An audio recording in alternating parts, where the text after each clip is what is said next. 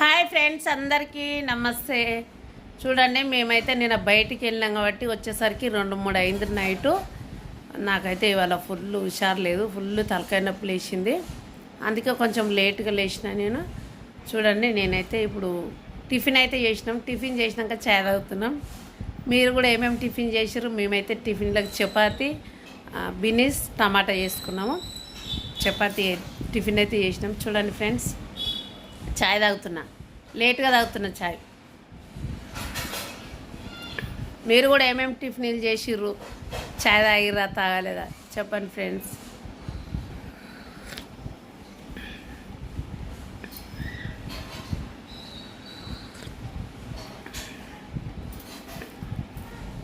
Bye.